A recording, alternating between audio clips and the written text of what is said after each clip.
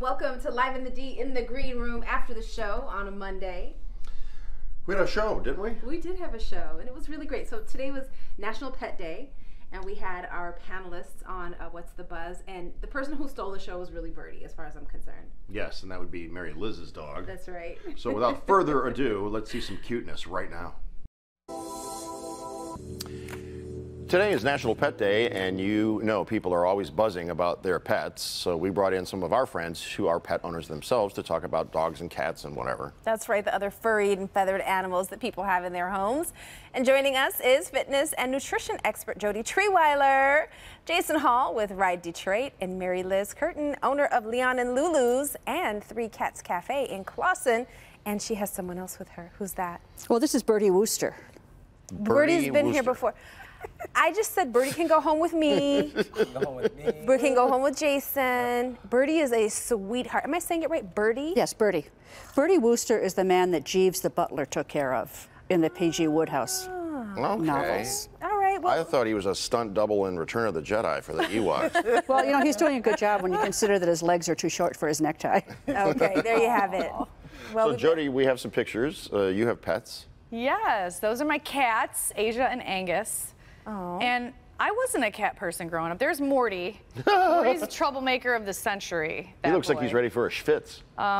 Yeah, he has been invited because my son schwitzes every Wednesday. Okay. But yeah, they won't let Morty in. He won't wear undergarments. I got it. Yeah. I got it. I Very got naughty. it. Very naughty. Well, Jason, you have a pet. Who's this? That's Lou. That's my boy, man. That's my best friend right there. Look, he models up when the camera comes on. Look at that. Oh, right. And we've got Mary Liz's dog, of course. We just met Birdie, who's a sweetheart. I was jealous when Birdie was giving cuddles to other people, I confess. I confess. So let's settle the debate. Dogs, cats, both. Jody, we obviously know your answer. I have both. But growing up with dogs, I thought I hated cats. And a lot of people they're not drawn to cats. But what I tell people is if you love animals, you would love cats. My cats are like babies. They come to the door when I come home. They look at Tati's like, convince me. Listen, our family cat only did that to my mother. I'm telling you, she attacked me. It wasn't like this warm and fuzzy kind of thing, and she didn't. Was very territorial. So Maybe if you hadn't antagonized her. I didn't touch her. That's true. Don't give my mom a hug. That's what antagonized her. Stay away from me. Yeah. So how about you? Cats are finicky. They are. You know what they have I no mean? loyalty either, do they? I mean, you know, I'm a dog. I'm obviously a dog person, you know, but I mean, I like them both. You know, I just have a love for animals, you know, but I'm a dog guy, I guess, but I mean. Mary Liz? Hey, the more fur you can have in your house, the better. Okay. We got them both. More fur. All right. All right. I guess an animal of any sort could grow on you once you had them in your home and you nurture them and you develop that love and connection. What do you think? Yeah. Yeah. That's the way it works with my kids. If you raise them from kittens, it's a little different because I have both adopted a cat as well as raised from kittens. Vastly different behavior patterns. Okay, I believe that. And I think, you know, if a cat's abused or hurt and you adopt it, it may never really bond. Connect. Okay, that's fair. Well, let's talk names. How did you come up with Morty? I'm And embarrassed Asia to and say. Angus. Hopefully no one out there has seen Rick and Morty. Why? It's a good At cartoon. first it bleeps, and I thought that's how the show was, and then I heard an uncensored show one time, and I was like, Lord goodness. Okay. So Rick and Morty is a cartoon that uses bad language. Okay. But I have teenage boys, so they named the dog. The dog looks like a Morty. He really does. He's an old man, and he's wearing a tuxedo all the time. And he's cute. He's cute. How about you? He just told me his name was Lou. I asked him. I looked at him when I got him, and I don't know, it just came out. And that was it? Yeah, Lou. Lou. Yeah, I was like, you look like a Lou. And he just looked at me and he said, I'll answer to that. It works for me. You can say, I mean, you got to put some, energy on it with the Lou. Well, he's got variations. Lou Dog. Okay, you know what I mean? okay. Like, Is he ever Louie? When he's bad, you know what I'm saying? You know, he is, you know what I mean? So, yeah, he just told me his name and I took it. All Birdie, right. why are you staring? This dog's staring me down right now. Look at this. He thinks what you he might have a does. hamburger in your pocket. There you go. He does. I just might. It smells like bacon. No, he zones There you in. go. He zones in and takes your soul. Yeah. He loves you. Now you're going Checking to go on home you. with him. All right, so we're just about out of time, but I want to ask you guys something. Do you sometimes think more about your pets than the people in your family? What I can True say, confession? my dog is like a toddler. Okay. It's yes. So it's constantly like, where's the dog? What's he doing? Does he need to go to the vet? Yeah. Yeah. How old's Lou? Jason? He's 13, and absolutely. Yeah, What do you mean? Absolutely. And we know the answer for you. Hey, if you with want your whole somebody- chest. Yeah, absolutely. Absolutely. Out of the whole household, if you can depend on one person to be nice to you, it's the dog. That's Birdie. Well, we are out of time, panel. Thank you so much. Thanks, Thank you guys. so much. This was fun. How cute is that dog? So cute. And everybody has opinions about the cat versus dog thing, but whatever you love, just love your pets. All right, we go from that to the Schwartz, as in a bathhouse, you know, a place where sometimes you may not be wearing clothes. Yeah, that's what they said. That's what they said. This, when we play this segment for you, what you have to understand is the entire time that I'm interviewing these people, this one is off to the side and she's going like, I have no idea what he's talking about. she's trying to make me I laugh have because she no knows I have to idea. bring up the clothing optional aspect. Also, because right when I first said Schwartz, she shot me a look and I thought, oh boy, did I just say the S word? And Right? then- Is that what you thought? yeah, that's why I was like, what did I say? I couldn't help myself. All I right. was being a little juvenile. It was fun. Take a look. There's a historic place in Detroit that has undergone a renovation. It's rich with history dating back to the 1930s, and today it's still a place where you can go and relax, but now you can also grab a meal while you are there.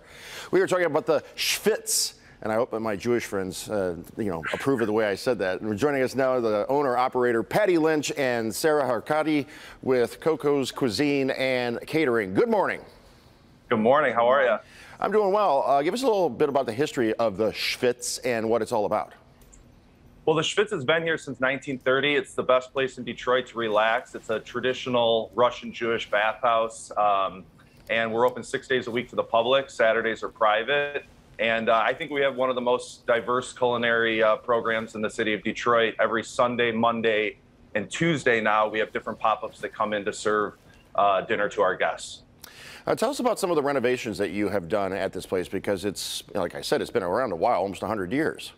Yeah, I mean, a lot of the renovations in the last 5 years have been, I call it restoration by subtraction. They had carpeted most of the first floor. They had put in a drop ceiling in the 70s. So a lot of it was getting back to the original surfaces, the beautiful tile work, and just really giving it some TLC because it had been a while. You are now hosting pop-up events. How do those work? So every Sunday, Monday, and Tuesday, a different pop-up comes in. We have probably about 8 to 10 that rotate. So each one comes in maybe twice a month. And here we've got a few on display, the main one being Couscous Cuisine and Catering. They're Tunisian and have some of the most beautiful food in the city, and they're here at least a couple times a month. And Sarah and her family run a really beautiful culinary program. Sarah, since he mentioned you, tell us about your company and what you have there in front of you. Hi, how are you?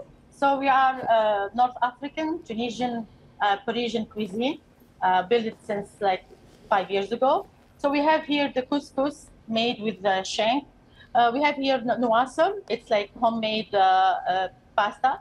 We have the best salad, like famous in Tunisia, is with radish. We have the tagine, we call tagine.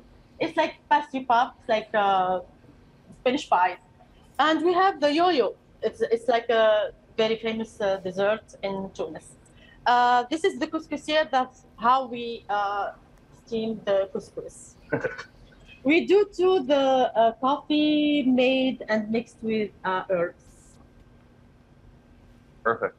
All right, Patty, what other food do you offer? The Schwartz So we've got okay, go ahead. Go ahead. Yeah, a few more on display here. So we have Boricua Kitchen. This is Puerto Rican.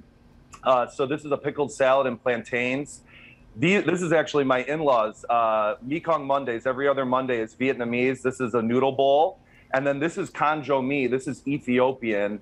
And she's great. So this is an example of what comes through.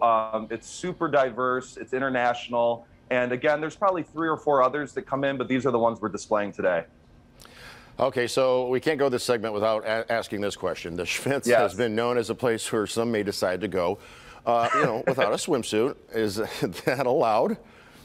So when it's men only or women only, bathing suits are optional downstairs, just like any traditional bathhouse. But when it's co-ed, men and women together, which is Sunday, Monday, and Friday, you got to put on your bathing suit, Jason. As much as I know you'd like to come naked, we got to get you in a bathing suit.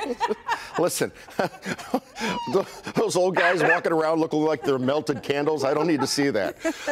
Do people need a reservation? Do people need a reservation to enjoy the facilities? Or No reservation is ever needed, and I think it's important to know if you're not coming to steam or sauna, but you just want to have dinner, you don't have to pay the cover. A lot of people come in just to grab a bite to eat or get carry out, so that's become very popular as well. Okay, and what about attending a pop-up? The pop-ups happen during public hours, so you can come in and just order food Sunday, Monday, Tuesday, and not steam, or you can enjoy the whole facility. All right, we are out of time. Real quick, where can people get more information? SchwitzDetroit.com is the best spot, and the Facebook and the Instagram are really great too, and we hope to see people soon. All right, it's good to talk to you both. Thank you so much. Thank you, Jason. So, learn something new every day, the Schwitz in Detroit. But then you had a chance to talk with someone who I really like, which is Cameron Manheim. Law and Order. Dun, dun. And really, she needs no introduction. So, here's Cameron. So it is perhaps one of the most iconic theme songs on television, which is fitting for an iconic show. Law and Order is back, and your favorite characters have returned. Anthony Anderson and Jeffrey Donovan. Cameron Manheim reprised their roles as Kevin Bernard, Detective Frank Cosgrove, and Kate Dixon, who make up the law side. Take a listen. Yeah, it could just be a random act of violence, an emotionally unstable guy acting on impulse. It's possible, but keep digging into this Jordan Reed angle. He said there was some rumors swirling, so let's find out what they were. I think I know. Computer Crimes just did a deep dive on the victim's electronic devices. Found some deleted emails filled with veiled death threats. You're a gutless pig, you deserve to die. Know where they came from? No, they were sent from an untraceable app. Joining us now is Cameron Manheim. Thank you for the time this morning. How are you? I'm great. How are you? Thanks for having me on. Super duper. This is your fourth role on Law and Order. You guest starred 3 times in earlier seasons. What is it about Law and Order that has led to the longevity of 21 seasons? Yeah, I know. You know, people ask that all the time, and I just have to think that, you know, every individual has frustrations when it comes to law and order. And I think that they love to watch the show and see things get played out and justice served week after week. You know, we're obsessed with medical dramas and law dramas, and I think that's because that's what our real lives are about often. So people love the show, and they love the characters, and they love having people in their lives that long that give them some kind of comfort. So yeah, I'm just thrilled to be joining the permanent cast this time around. I can't help but notice that piano behind you. Any chance that A, you know how to play, and B, you know the theme to Law and Order and could play the piano? I'm not a very good piano player. I'm sure I could find somewhere on those keys, dun dun, you know, but that's about it. This is for my son. He plays, and he plays well. So what do you like about this character, Kate Dixon? Yeah, I just like that she's the badass, that she's the boss, that they listen to her, they respect her, that she thinks outside the box, and she's got some acts of grind, you know. She's got a history in this department, and she wants justice to be served. She's not going to quit until she gets it right. Well, we hear that you were actually classmates with one of your co-stars at NYU. Who is that, and any fun stories to share? Yeah, I know the history of Jeffrey Donovan, so I got the secrets, you know, when he was just a punk kid. No, we weren't there at the same time. He's a little younger than me, but I knew him. He has a reputation. Anyway, it's really fun to work with him. We joke all the time with Anthony Anderson that we're classically trained from NYU and he isn't, so he should take a page out of our book. But we speak the same language a little bit because we had the same training. But other than that, it's just business as usual in Precinct 27. A little less than a minute left in our satellite window. Does anybody ever come up to you and say, I love you and that Elliot guy on SVU?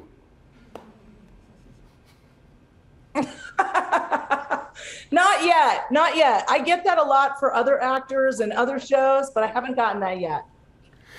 All right. But I'll be sure to credit you for that when it does happen. Thanks. It's Jason Carr, 2 R's. Cameron, it's been a lot of fun. Thank you. Same here. Thanks, Jason. Appreciate it. Law and Order airs Thursday nights at 8 right here on Local 4. All right, everyone. Thank you so much for hanging out with us for Live in the D in the Green Room, where we catch up with you during the week, give you little condensed versions of our show, and just fill you in on some of the fun stuff that we get to check out in our city. And, you know, it's not clothing required. You could be schwitzing while you watch the Green Room. We'll see you next time. Bye.